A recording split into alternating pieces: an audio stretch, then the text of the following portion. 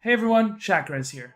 Today I wanted to briefly look at a match from LCK Week 2 where Samsung Galaxy took down MVP. Game 1 was a very slow-paced match, but showed a very level-headed and methodical approach from Samsung to be able to close out the game, which is something we have seen multiple teams fail to do, especially in Western regions. Let's start with the draft. I don't want to spend too much time here other than look at each composition and what they do. Samsung drafts a pretty standard and well-rounded composition. Zyra, and especially Ashe, are strong at setting up picks to take down isolated targets and translate that into an objective. The comp is decent engage with Poppy's own skills, and you can even use her or alternatively Kha'Zix as a ball delivery system for Orianna's Shockwave. On MVP's side, we see a very fragile poke composition. Varus, Corki, Gangplank, and even Misfortune are all very squishy and easy to kill if CC'd.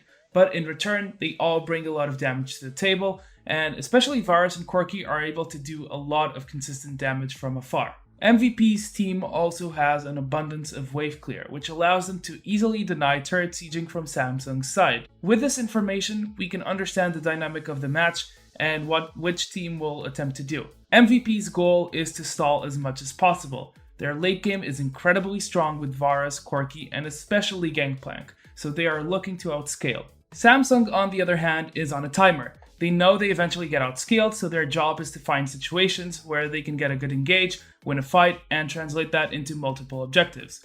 They also absolutely need Baron to be able to siege. Without it, MVP can endlessly clear waves, especially with Varus. During the cast, LS also talks a bit about how red side Varus can make a dent in stopping an opposing team from taking Baron, as his poke is extremely strong and overbearing.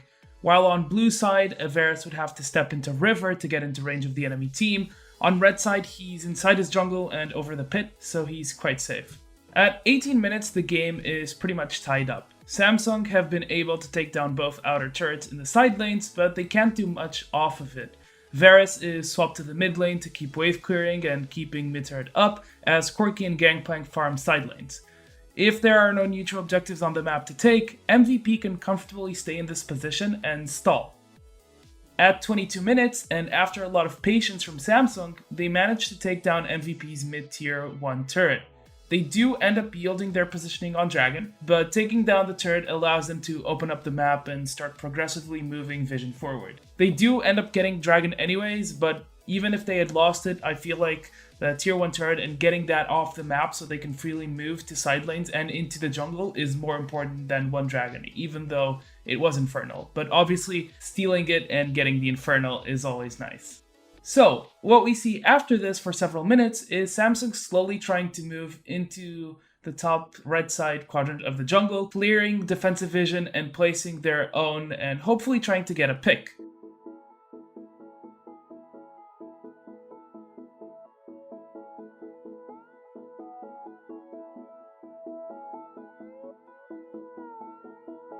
Samsung eventually tries to force a TP flank with Poppy looking for an engage, which fails, but they then use the numbers advantage to move into the jungle and use the top lane wave pushed in by Crown to take down another turret. Notice how they move members inside the jungle to not allow MVP to do the short rotation, and they force him to go around, which gives them enough time to take the turret. Shortly after that, they take mid-turret, trading 1-for-1. These turrets aren't as important, but they help to solidify a lead as Samsung continue to invade and control the top red side jungle to attempt a Baron. The game really becomes about who makes the first mistake, but I think it's important to highlight Samsung's patience and how they set up Vision to get picks.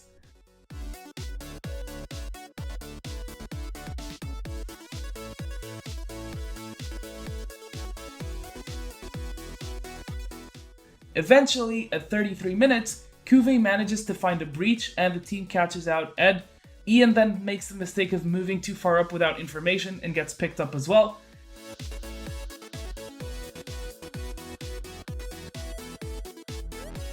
Even with a 5v3, Samsung doesn't want to do Baron as MVP's smite is still available and Varus is up. However, they use their numbers advantage to push more aggressively, clean Vision once more, and set up their own Vision, all while Stitch pushes in the mid lane to prompt a response from MVP. With full control of the vision around Baron, and after spotting Varus in the mid lane with a ward, Samsung start up Baron and use Zyra to zone out any opponent coming in for a potential steal.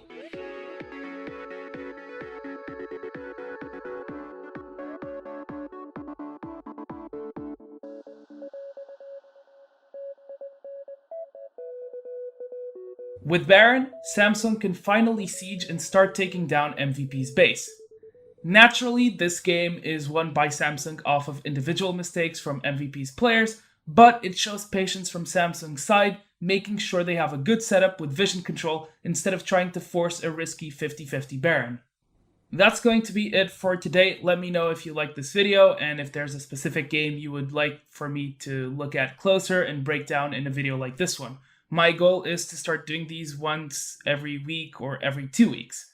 Anyways, thanks for watching. I'll see you guys in my next video.